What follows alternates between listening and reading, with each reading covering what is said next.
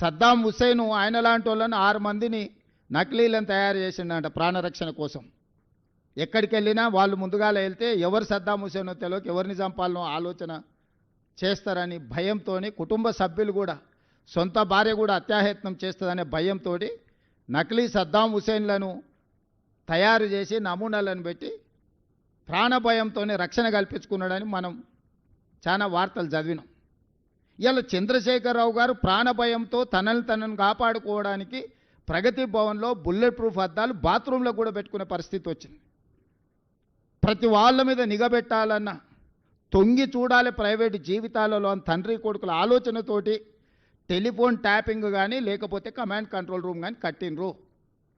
రైతుల కోసం 1 కోటి ఎకరాలకు నీళ్ళు ఇస్తామని చెప్పి 1,00,000 కోట్లు ఖర్చు పెట్టిన కాళేశ్వరం కూలిపోయింది. ఈ 10 సంవత్సరాలల్లా ఈ తెలంగాణ రాష్ట్రానికి ప్రయోజనం చేకూర్చే విధంగా ఏ ప్రణాళికలైనా కేసీఆర్, నరేంద్ర మోడీ గారు, కిషన్ రెడ్డి గారు, కేటీఆర్ గారు చేసిండ్రా?